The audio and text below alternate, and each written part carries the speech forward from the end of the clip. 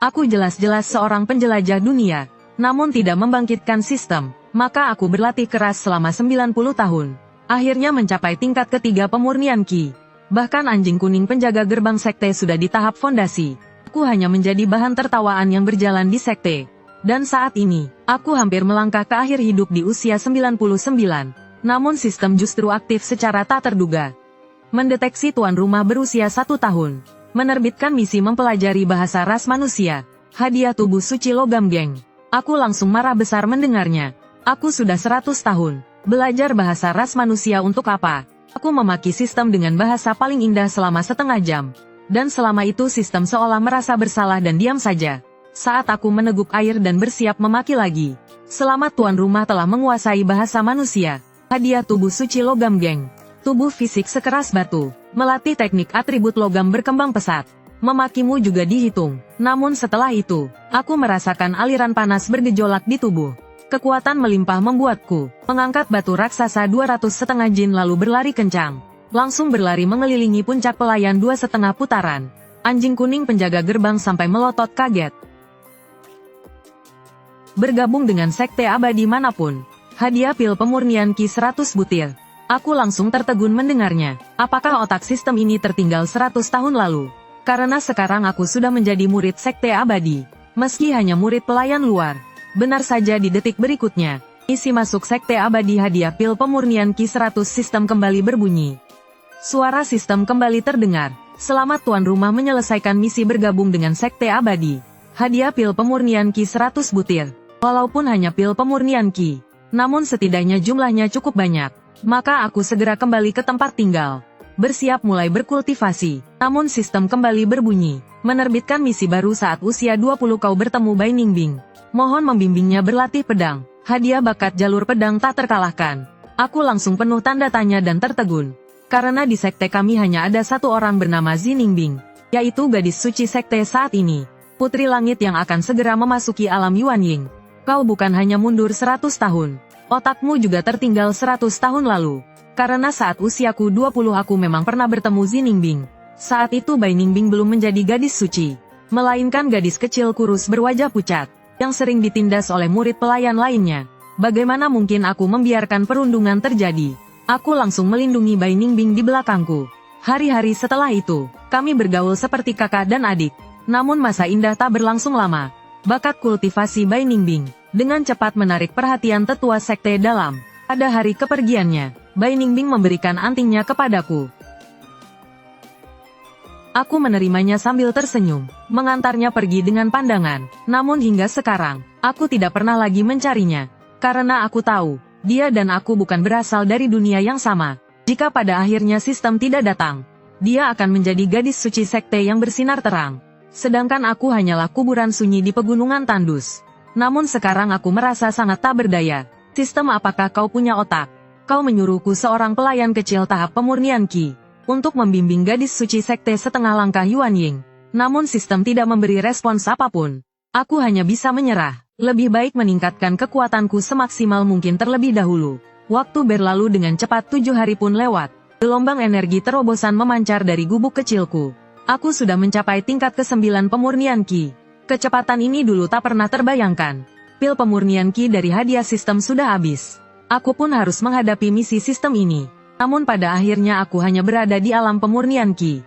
Aku berjalan kaki menuju puncak gadis suci. Saat aku sedang berpikir, bagaimana harus menghadapi Bai Ningbing, terdengar suara bernada ejekan. Bukankah ini si bangkai tua? HMPH tidak tinggal saja di sarang anjingmu menunggu mati. Malah lari ke kaki puncak gadis suci buat apa? Hahaha, murid pelayan ini bernama Sukun. Sepanjang tahun bertindak sewenang-menang di puncak pelayan. Mengandalkan kultivasi tingkat ke-6 pemurnian Qi untuk merebut sumber dayaku. Kalau dulu aku hanya bisa menelan amarah. Namun saat ini aku hanya melontarkan 4 kata. Pergi. Seketika Sukun murka tak terbendung. Mengayunkan tinjunya ke arahku. Hari ini dia pasti ingin membuatku si bangkai tua ini masuk peti mati lebih awal. Namun di mataku gerakannya seperti lambat. Aku langsung mencengkeram pergelangan tangannya. Sukun masih ingin menambah tenaga. Namun mendapati tak bisa bergerak sama sekali. Seketika hatinya dipenuhi keterkejutan. Bagaimana mungkin tenaga bangkai tua ini sebesar ini? Namun detik berikutnya, aku menarik pergelangan tangannya lalu menghajarnya tanpa ampun. Hantamannya membuat tanah sedikit bergetar. Bahkan anjing pinggir jalan pun bisa menendangnya 2 kali. Kenapa hari ini tiba-tiba begitu ganas? Saat itu terdengar teriakan keras. Berhenti berani berbuat kejam di depanku. Aku melempar sukun seperti sampah. Lalu menatap orang yang datang. Orang ini adalah pengurus murid pelayan luar bernama Wu Fan. Aku bertahun-tahun ditindas oleh sukun.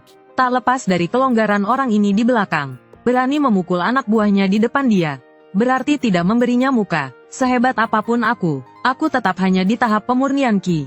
Sedangkan dia sudah tahap fondasi tingkat 2. Perbedaan di antara kami adalah jurang alam. Wu Fan berniat memberiku pelajaran terlebih dahulu.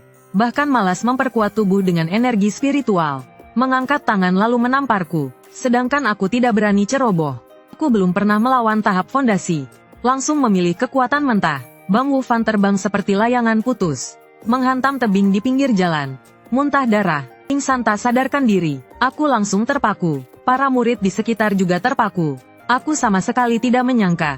Tubuh suci logam geng milikku sekuat ini. Ini adalah penjaga puncak gadis suci. Langsung turun dari langit. Di bawah puncak gadis suci. Tidak boleh mengganggu. Segera pergi. Melihat orang yang datang. Hamba tua mohon bertemu yang mulia gadis suci. HMPH kau murid pelayan ingin bertemu gadis suci. Sedang bermimpi apa? HMPH cepat enyah. Gadis suci pernah berpesan, jika hamba tua ada urusan boleh membawa benda ini untuk menemuinya. Kakak senior anting ini, sepertinya sama dengan anting telinga kanan gadis suci. Jika ada seseorang membawanya, tanpa memandang tinggi rendah status, harus membawanya menemui gadis suci. Setelah diingatkan hal ini, kedua penjaga langsung panik luar biasa. Peluk mereka langsung berlutut di depanku. Mohon ampun senior, para murid di sekitar kembali tercengang. Tidak mungkin penjaga puncak gadis suci tahap inti emas. Benar-benar berlutut pada pelayan tua tahap pemurnian Qi. Sedangkan aku berkata dengan tenang, merepotkan kalian untuk menyampaikan pesan. Katakan saja Niu Ziteng ingin bertemu gadis suci Zi. Baik, pikiranku kini hanya ingin segera bertemu Zi Ningbing. Menyelesaikan tugas sistem. Sementara di sisi lain aula puncak gadis suci. Seorang wanita cantik luar biasa berwibawa tampak gelisah. Dialah gadis suci sekte abadi Suantian Zi Ningbing. Baru saja menerima pesan dari murid. Nama yang terdiam hampir 100 tahun muncul kembali. Kakak Zitengnya telah datang. Kebaikan selama lebih dari 90 tahun tak pernah ia lupakan. Kakak yang melindunginya saat ia lemah dahulu. Akhirnya telah tiba. Bertahun-tahun ini bukan berarti ia tak ingin membalas budi. Namun karena tahu aku adalah orang yang sangat menjaga harga diri. Bahkan saat ia mengadakan upacara gadis suci, ia menulis surat undangan kepadaku secara pribadi. Namun aku menolaknya dengan halus. Ia tahu aku tak ingin menimbulkan dampak negatif baginya. Dan ia bertahun-tahun menjalani kultivasi tertutup. Sehingga tak bisa terlalu banyak memperhatikanku. Saat ini aku sudah berada di luar aula gadis suci. Menarik napas dalam-dalam, lalu tetap melangkah masuk. Di dalam aula tampak punggung sosok anggun tiada taraf. Berdiri di sana, sama sekali tak terasa bahwa dia pernah menjadi yang dulu. Gadis kecil polos itu terlintas di benakku bersama tugas sistemku. Sudut mulutku langsung berkedut, menyuruhku yang masih tahap pemurnian Qi, untuk membimbing ilmu pedang gadis suci tahap Yuan Ying. Namun yang lebih menyiksa adalah tak tahu harus membuka pembicaraan bagaimana. Namun Bai Ningbing perlahan berbalik badan. Kakak Ziteng, kenapa kakak menua sebanyak ini? 100 tahun mana mungkin tidak menua? Kalau sistem muncul 2 hari lebih lambat, mungkin sekarang tutup peti matinya sudah rapat. Kalau bukan karena tugas sistem sialan ini, aku sungguh tak ingin dengan wajah seperti ini muncul di hadapan Bai Ningbing. Kakak Ziteng, saat aku mengadakan upacara gadis suci, kenapa kakak tidak datang menemuiku? Suara Zi Ningbing yang penuh keluhan masuk ke telingaku. Melihat raut kecewanya seperti itu, hatiku tanpa sadar bergetar. Namun segera ku tekan kembali, upacara gadis suci terlalu megah. Jika aku datang hanya akan merepotkanmu. Kali ini aku datang hanya karena merasa ajal mendekat. Ingin datang melihatmu, dan juga ingin kembali membimbingmu sedikit dalam ilmu pedang. Begitu selesai bicara aku ingin sekali masuk ke celah tanah. Pelayan tua yang berlatih 90 tahun baru tahap ke-7. Malah ingin membimbing pedang gadis suci Yuan Ying. Kalau ini tersebar, mungkin seluruh sekte akan tertawa sampai tercekik. Namun Bai Ningbing setelah mendengarnya, baik, ia teringat kembali adegan saat aku mengajarinya berlatih pedang. Kalau begitu mohon bimbingan kakak Ziteng. Kalau begitu aku mulai. Kemudian satu jurus demi satu jurus diperagakan di hadapanku. Dengan tingkat kultivasi Bai Ningbing, seharusnya ia bisa menyelesaikan satu set pedang dengan mulus. Namun saat ini ia justru penuh celah seperti pemula. Tentu saja aku bisa melihat dia sengaja menyesuaikan diri denganku. Namun aku tetap menebalkan muka berpura-pura memberi arahan. Di sini harus tegas. Di sini ritmenya harus lebih cepat. Mana mungkin aku tak merasakan kerjasamanya yang disengaja. 2 jam kemudian, disertai bunyi notifikasi sistem, akhirnya misi selesai. Selamat tuan rumah telah menyelesaikan misi membimbing pedang Bai Ningbing. Hadiah misi bakat jalur pedang tak terkalahkan. Aku tak sabar berkata terima kasih atas kerja kerasnya gadis suci. Bimbingan sudah selesai. Hamba tua pamit terlebih dahulu. Berbalik badan aku ingin segera kabur. Tunggu kakak Ziteng. Tangan Bai Ningbing berkilat. Sebuah cincin muncul. Tanpa menunggu persetujuanku langsung diletakkan di tanganku. Kakak Ziteng, ajalmu sudah dekat. Di dalamnya ada beberapa sumber daya kultivasi. Walaupun tak bisa melawan takdir langit, setidaknya bisa membuatmu bertahan lebih lama. Kakak harus rajin berkultivasi. Jangan menyerah. Otakku seketika blank. Ini dihitung makan nasi lembek ya. Namun setelah sadar aku langsung berkata ini tidak boleh. Kalau kakak Ziteng tidak mau menerima, aku tidak akan membiarkanmu meninggalkan puncak gadis suci. Mendengar kata-katanya yang jenaka, aku hanya bisa tersipu dan pasrah menjawab baik. Setelah itu aku pun meninggalkan puncak gadis suci. Kembali ke tempat tinggal wajah tuaku sulit ditahan. Gejolak hati bergelora sulit ditekan. Maka aku berniat melatih jurus pedang. Untuk menenangkan pikiran sambil melihat. Apa itu bakat jalur pedang tak terkalahkan dari sistem. Efeknya, saat ini seluruh puncak pelayan sedang membicarakan aku memukuli Sukun.